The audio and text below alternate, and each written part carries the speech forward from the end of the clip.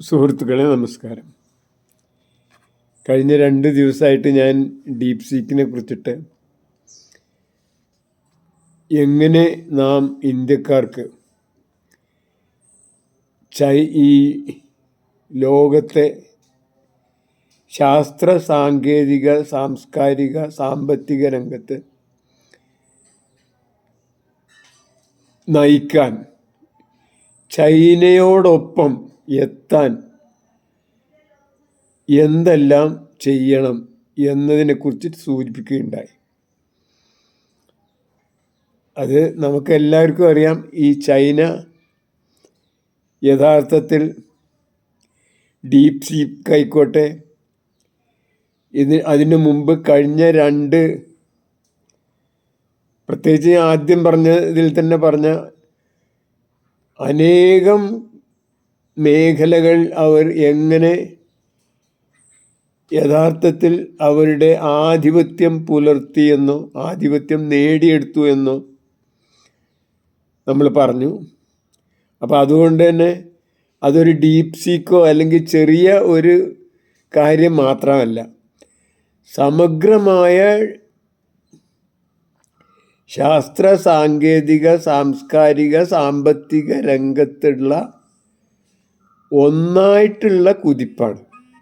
അതൊരു നാച്ചുറൽ ഡെവലപ്മെൻ്റാണ്. അതല്ലാതെ ഏതെങ്കിലും ഒരവയവത്തിൻ്റെ മാത്രമുള്ള വികാസമല്ല എന്നർത്ഥം. അത് അവിടെ മാത്രമുള്ള ഒരു അണീവൻ ഗ്രോത്ത് അല്ല. അങ്ങനെ ചെയ്യുകയാണെങ്കിൽ നമ്മൾക്ക് അവരോട് ഒപ്പം എത്താൻ നമ്മൾ എന്തൊക്കെ ചെയ്യണം? അത് ഗൗരവമായിട്ട് നമ്മൾ എടുക്കുന്നുണ്ടെങ്കിൽ, അതല്ല നമ്മളെ ഈ പൊട്ടന്മാരെ പോലെ നമ്മൾ പണ്ട് വലിയ ആൾക്കാരായിരുന്നു ഇപ്പോഴും വലിയ ആൾക്കാരാണ് എന്ന് പറഞ്ഞുകൊണ്ട് നടക്കുന്ന കുറേ ആൾക്കാർ ഇവിടെ ഉണ്ട്. അവരുടെ കാര്യമല്ല ഞാൻ പറഞ്ഞത്. ഇതിനെ ഗൗരവമായിട്ട് എടുക്കുന്ന, ശാസ്ത്രീയമായി കാണുന്ന ആൾക്കാരോട് മാത്രമാണ് ഈ സംവാദം നടത്തുന്നത്. ആദ്യമായിട്ട് നാം ചെയ്യേണ്ടത് 57 സ്പുട്നിക് വിട്ടപ്പോൾ അമേരിക്ക എങ്ങനെയാണോ അപ്പോൾ അവർക്കുണ്ടായ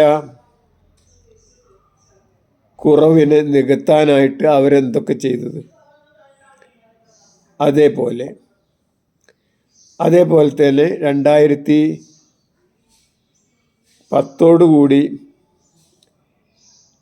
ബ്രിട്ടീഷുകാർ ചൈനയുടെ മാത്തമാറ്റിക്സ് ഒളിമ്പ്യാഡിൽ ചൈനീസ് വിദ്യാർത്ഥികൾ കാണിക്കുന്ന ആധിപത്യം എത്രയോ കാലങ്ങളായിട്ട് അവരുടെ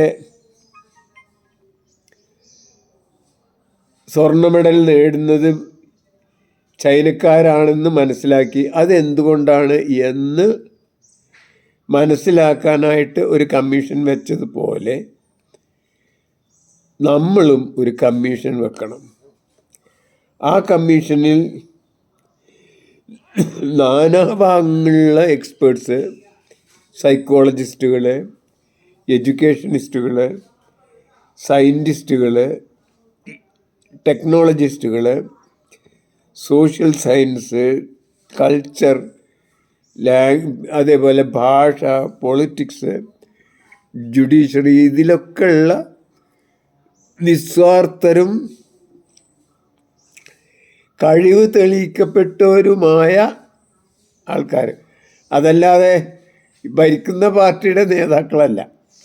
അങ്ങനെയുള്ള വളരെ ഗൗരവമായ ജുഡീഷ്യറി അടക്കം സുപ്രീം കോടതിയുടെ നേതൃത്വത്തിൽ തന്നെ അങ്ങനെയുള്ളൊരു കമ്മീഷനെ വെക്കുകയും അവർ ചൈനയിൽ പോയി അവിടെ യഥാർത്ഥത്തിൽ എന്തൊക്കെയാണ് അവിടെ നടന്നത്, എന്തൊക്കെ ഇങ്ങനെ കുട്ടികളിൽ ഉണ്ടാവുന്ന ഈ ഡിസ്കവറി, സർഗാത്മകത കൂട്ടാൻ എങ്ങനെയാണ് അവരെ ആരൊക്കെ സഹായിച്ചു, എന്താണ് അവരുടെ പ്രത്യേകത. ഓർക്കണം, നിങ്ങൾ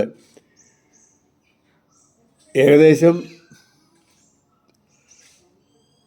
ഒരു 200 കൊല്ലം മുമ്പ് ഏറ്റവും കൂടുതൽ കറുപ്പിന് അടിമയായി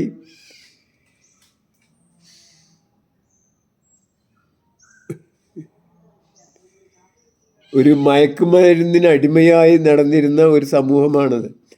എങ്ങനെ അവർക്ക് ഇത്രത്തോളം ആത്മവിശ്വാസവും അന്തസ്സും അഭിമാനബോധവും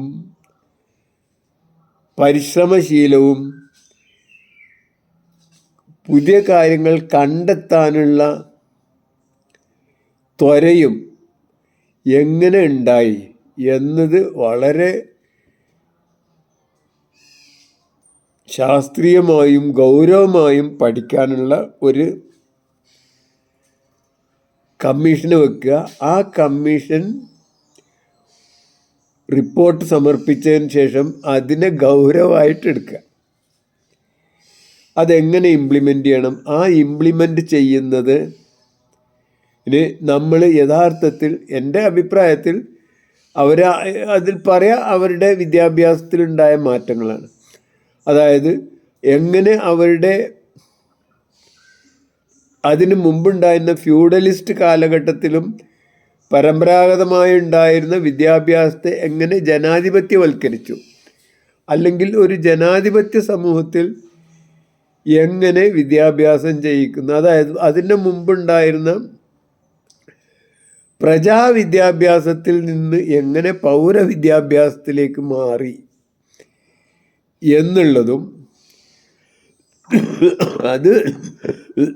അതിന് എന്തൊക്കെ സ്റ്റേറ്റ് അല്ലെങ്കിൽ നമ്മുടെ സമൂഹം എന്തൊക്കെ സഹായം അല്ലെങ്കിൽ സഹകരണം കൊടുക്കണമെന്നുള്ള വളരെ ശക്തമായ ഒരു റെക്കമെൻഡേഷൻ ഉണ്ടാവുമെന്നാണ് ഞാൻ വിചാരിക്കുന്നത്. മാത്രമല്ല അതിൽ ഏറ്റവും ചുരുങ്ങിയത് ഇപ്പോൾ 1% നമ്മളെ GDP-യിൽ വിദ്യാഭ്യാസം. അത് ചുരുങ്ങിയത് ഒരു 5% മുതൽ 10% പ്രത്യേകിച്ച് പ്രൈമറി വിദ്യാഭ്യാസം.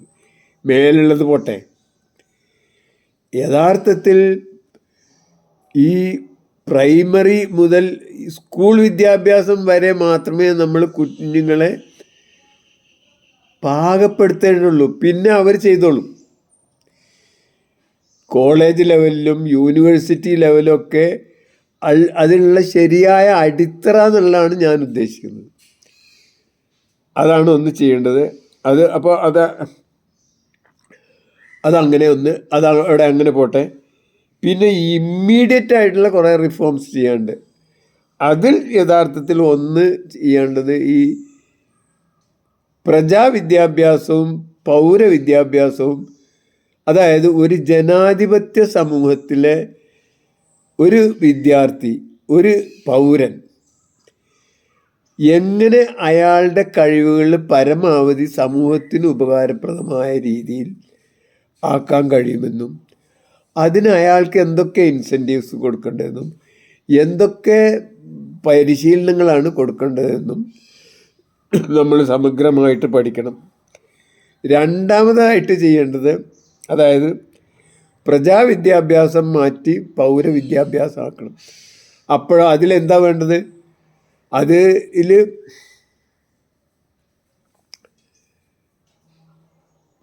യഥാർത്ഥത്തിൽ ഡെമോക്രസിയുടെ അല്ലെങ്കിൽ സ്വാതന്ത്ര്യത്തിൻ്റെ മഹത്വം മനസ്സിലാക്കണം. ആദ്യം എങ്ങനെ ഒരു സ്വതന്ത്ര പരിസരത്ത് വിദ്യാർത്ഥി പരമാവധി അവൻ്റെ കഴിവുകൾ വികസിപ്പിക്കും എന്നത് വളരെ ഗൗരവപൂർവ്വം ചിന്തിക്കുകയും അതിൻ്റെ ലക്ഷ്യങ്ങൾ എന്തൊക്കെയാണ് നമ്മളെ വിദ്യാഭ്യാസം കൊണ്ട് ഉദ്ദേശിക്കുന്നത്,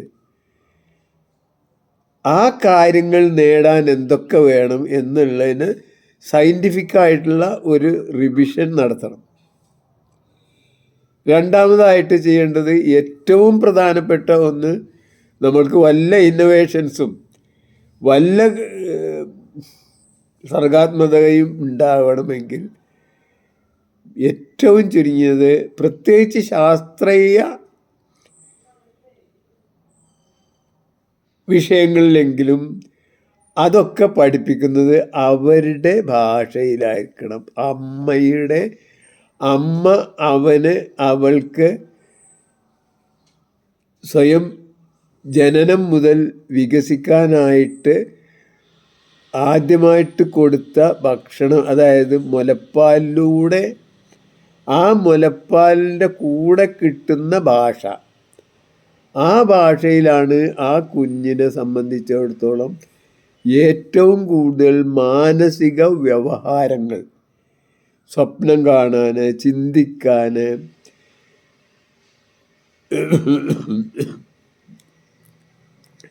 സർഗാത്മകതയ്ക്ക് ഒക്കെ ഉള്ള ഏറ്റവും കൂടുതൽ അടിത്തറ ഉണ്ടാവുക എന്ന ബേസിക്കായിട്ടുള്ള സൈക്കോളജി തത്വം നാം വിദ്യാഭ്യാസത്തിൽ കൊണ്ടുവരണം. അതോടുകൂടി ഏറ്റവും ചുരുങ്ങിയത് 10 വയസ്സിന് മുമ്പ് മാതൃഭാഷയിലല്ലാതെ കുഞ്ഞ് പഠിക്കുന്നത് നിരോധിക്കണം. ആ ഭാഷ എത്രയോ ചെറുതായിക്കോട്ടെ, അതിനായിട്ട് നമ്മൾ പണം മുടക്കണം. കാരണം ഓരോ കുഞ്ഞും അനർഘമാണ്, യുനീക്കാണ്. അതുകൊണ്ട് തന്നെ ഒരിക്കലും താരതമ്യം ചെയ്യാൻ പറ്റാത്തതാണ്. ആ കുഞ്ഞിൻ്റെ കഴിവുകൾ, ആ കുഞ്ഞിൻ്റെ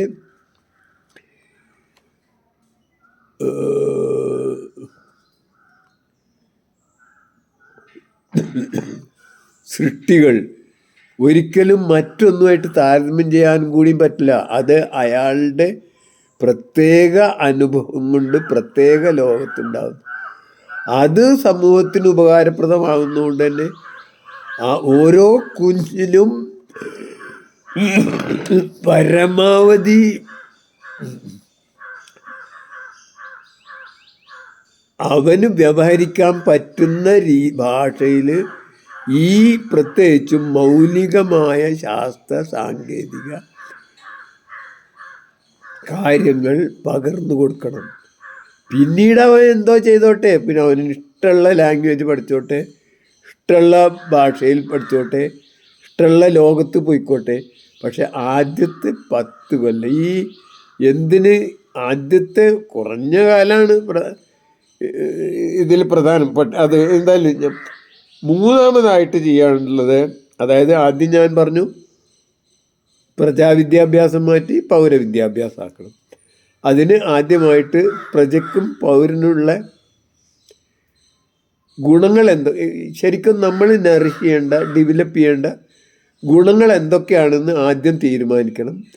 ആ തീരുമാനിച്ചു കഴിഞ്ഞ് അതിന് പറ്റിയ രീതിയിൽ ഉള്ള പ്രവർത്തനങ്ങൾ നടക്കണം. രണ്ടാമത് മാധ്യമം വളരെ പ്രധാനപ്പെട്ടതാണ്. അത് ആ കുഞ്ഞ് ജനിച്ചു വളർന്ന, പ്രത്യേകിച്ച് അമ്മയിലൂടെ, അല്ലെങ്കിൽ അമ്മ ഇല്ലാത്ത ഒരാളാണെങ്കിൽ എവിടെയാണോ ജനിച്ചു വളർന്ന ആ സാഹചര്യത്തിൽ, ആ മീഡിയത്തിലാവണം. മൂന്നാമതായിട്ട് നമ്മൾ ജനാധിപത്യം എന്നാണ് പറയുന്നതെങ്കിൽ ആ ജനാധിപത്യ പരിസരം ആ പഠന സമയത്തും പഠന വിദ്യാലയത്തിലും പഠന സാഹചര്യത്തിലും ഉണ്ടാവണം. അവിടെ ആർക്കാണ് ലിബറേഷൻ ഉണ്ടാവേണ്ടത്, അല്ലെങ്കിൽ വിമോചനം ഉണ്ടാവേണ്ടത്? ഒന്ന് വിദ്യാർത്ഥിക്ക് തന്നെയാണ്. വിദ്യാർത്ഥിയുടെ താല്പര്യത്തിനനുസരിച്ച് അതിന് പറ്റിയ രീതിയിൽ കുഞ്ഞിനെ പാകപ്പെടുത്തിയെടുക്കലാണ് നമ്മുടെ ജോലി. കുറച്ച് പ്രയാസമുള്ളതാണ്, അത് ശരിയാണ്. പക്ഷെ അങ്ങനെ പാകപ്പെടുത്തിയെടുക്കാൻ എന്തൊക്കെ ചെയ്യാൻ പറ്റുമെങ്കിലും അതൊക്കെ ചെയ്യണം. രണ്ടാമത്തെ ലിബറേഷൻ ആർക്കാ വേണ്ട? അധ്യാപകനാണ്. ഈ അധ്യാപകനും മുകളിൽ നിന്നുള്ള ഒരാളുടെ ഇതുകൊണ്ടാവരുത്. അവന് പരമാവധി ഈ കുഞ്ഞ് എങ്ങനെ ഈ കാര്യം പഠിക്കും എന്ന് ചിന്തിക്കുക എന്നുള്ളതല്ലാതെ ഇന്ന ആൾ ചോദിക്കുകയോ, ഇന്ന ആൾ പറയുകയോ, ഇന്ന ആൾ ചീത്ത അറിയോ, ഇന്ന ആൾ പിന്നെ വാണിംഗ് തരുമോ, ഇത് നോക്കിയിട്ടാവരുത്. അയാളുടെ മുഴുവൻ കഴിവുകളും ആ കുഞ്ഞിൽ അർപ്പിതമാക്കണം, കുഞ്ഞിലും അയാളുടെ ലക്ഷ്യത്തിലും. ആ രീതിയിലായിരിക്കണം അയാളുടെ. അത് ഞാൻ പറഞ്ഞ ഓരോ കുഞ്ഞും എത്ര കണ്ട് വികസിക്കുന്നോ, എത്ര കണ്ട്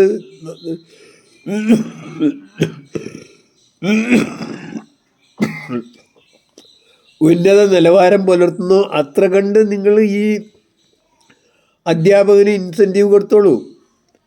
അതായത് ഈ കുഞ്ഞ് എത്ര കണ്ട് ഉയർന്ന നിലവാരത്തിൽ പോകുന്നു, അതിനനുസരിച്ച രീതിയിൽ കുഞ്ഞിനുണ്ടാവുന്ന ഭാവിയിലുണ്ടാവുന്ന വളർച്ചയ്ക്കും വരുമാനത്തിനും അനുസരിച്ച രീതിയിൽ ഒരു കുറഞ്ഞ ശതമാനം ഈ അധ്യാപകനും വന്നോട്ടെ.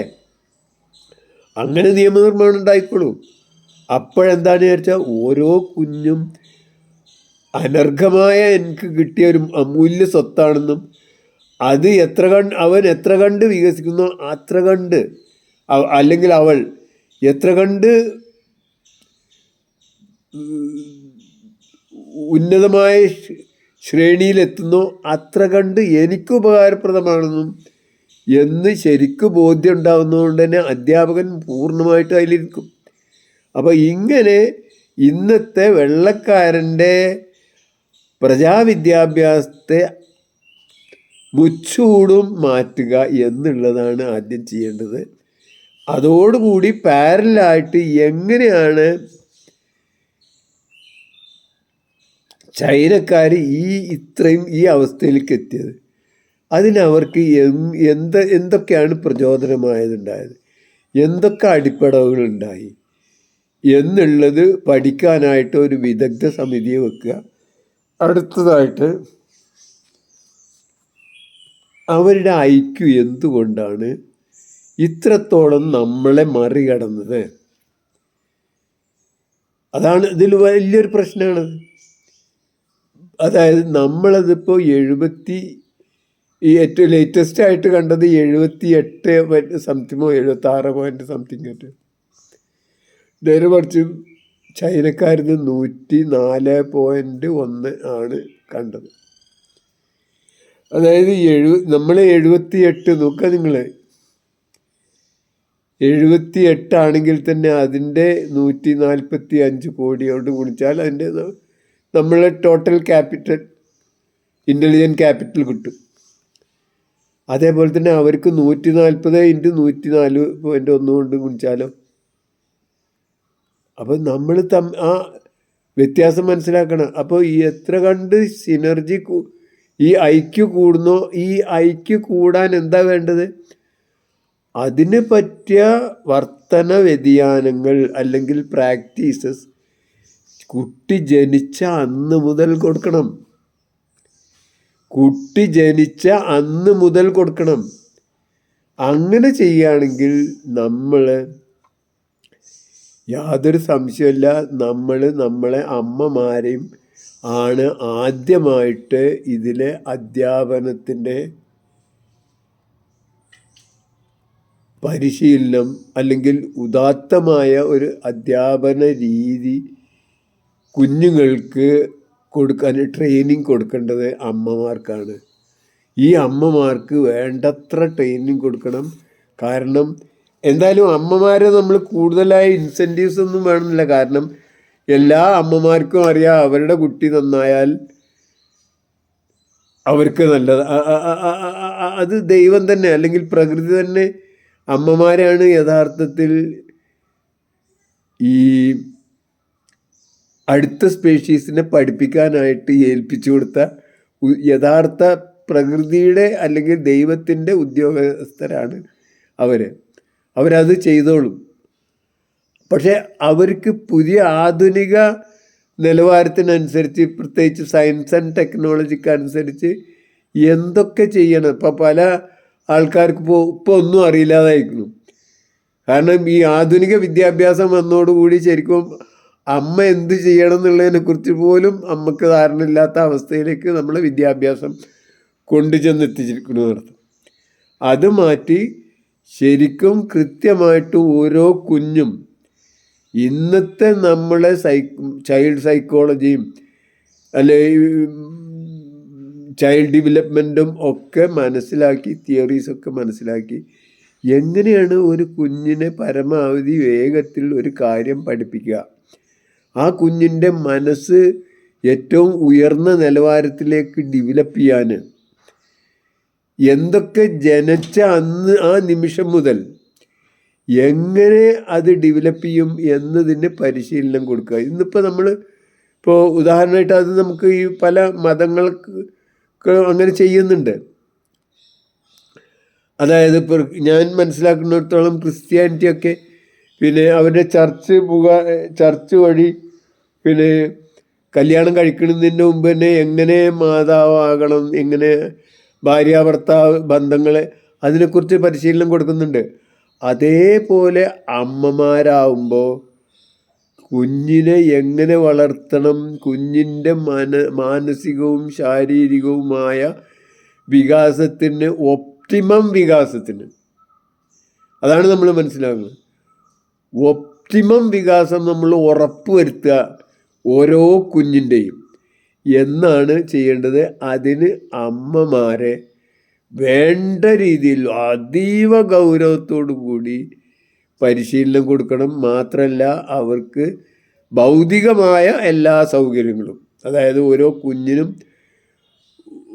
അനാവശ്യമായി കൂടുതൽ കൊടുക്കണം എന്നല്ല പറയണത്, മിനിമം ആവശ്യമായ വസ്തുക്കൾ, പ്രത്യേകിച്ചും പോഷക വസ്തുക്കൾ കൊടുക്കണം. അത് ഈ വെള്ളക്കാരൻ്റെ താല്പര്യത്തിനായിട്ടുള്ള കുറേ വൈറ്റമിനും അതൊന്നുമല്ല, ശരിക്കും നാച്ചുറലായിട്ട് പഴങ്ങളായിക്കോട്ടെ പച്ചക്കറികളായിക്കോട്ടെ അതൊക്കെ കൃത്യമായിട്ട് കിട്ടുന്ന രൂപത്തിൽ നമ്മളെ പഴയ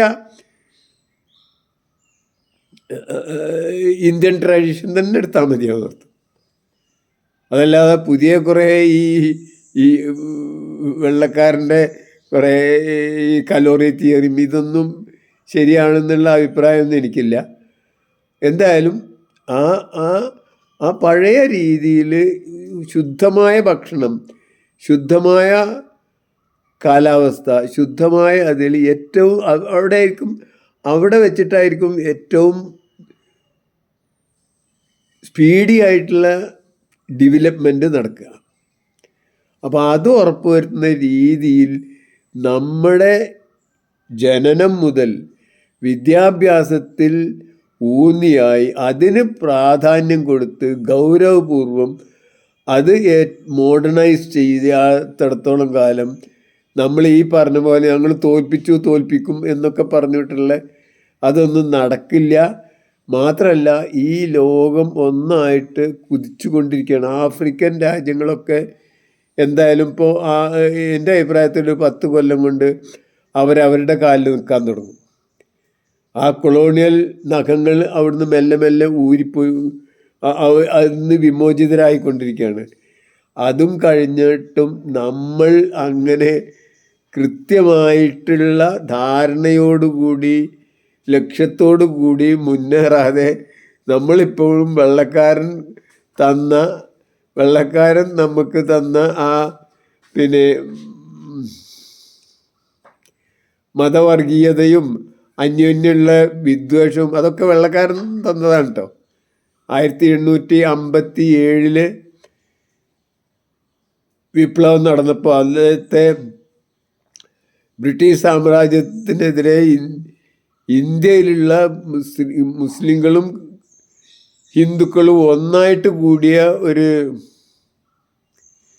ആക്രമണം വന്നപ്പോഴാണ് അവർ നമ്മളെ സ്പ്ലിറ്റ് ചെയ്യാൻ വേണ്ടി വേണ്ടതൊക്കെ ചെയ്തത്. അതിപ്പോഴും ഇന്നും BJPയും അല്ലെങ്കിൽ RSSും അല്ലെങ്കിൽ ബജ്റംഗ് ദളും ജമാഅത്തെ ഇസ്ലാമിയും മറ്റുമൊക്കെ ആയിട്ട് ഇരിക്കും ചെയ്യുന്നു.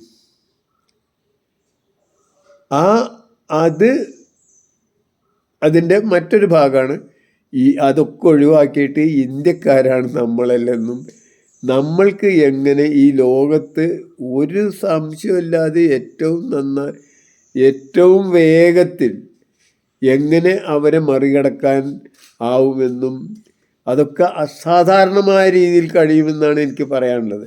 കാരണം നമുക്ക് അടിസ്ഥാന വിഭവമായ മനുഷ്യ മസ്തിഷ്കം ഏറ്റവും കൂടുതൽ നമ്മളെടുത്തുണ്ട്.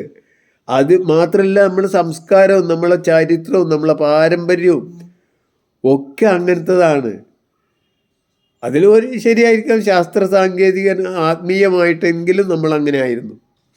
നമ്മൾ ലോകത്തിനൊന്നായിട്ട് നേതൃത്വം കൊടുക്കേണ്ടവരാണ്. വെള്ളക്കാരനെ പിന്താങ്ങേണ്ടവരോ അല്ലെങ്കിൽ പിൻപറ്റേണ്ടവരോ അല്ലെങ്കിൽ അവൻ്റെ പിന്നാലെ നടക്കേണ്ടവരോ അല്ല എന്ന് നാം മനസ്സിലാക്കുന്നത് നല്ലതാണ്. ഇത്രേ എനിക്ക് പറയാനുള്ളൂ. ഇത് പ്രത്യേകിച്ച് വലിയ പുരോഗമനവാദികളെന്ന് പറയുന്ന ആൾക്കാരും കൂടി കേൾക്കണം എന്നും, അവർക്ക് കഴിയുമെങ്കിൽ അവരുടെ ഭാഗമായിട്ടെങ്കിലും, ഇപ്പോൾ ഉദാഹരണമായിട്ട് ഇപ്പോൾ കേരളത്തിന് സ്വന്തമായിട്ടൊരു കമ്മീഷൻ വെക്കാം. ഞാൻ നേരത്തെ പറഞ്ഞ എങ്ങനെയാണ് ചൈനക്കാർ ഈ ശാസ്ത്ര സാങ്കേതിക രംഗത്ത് മുന്നേറാനുള്ള ബേസിക് കാരണം എന്താണ്? ഒരു കമ്മീഷന് വെക്കാം. ഇനി അതല്ല, അത് കേന്ദ്രം വെക്കുകയാണ് നല്ലത്.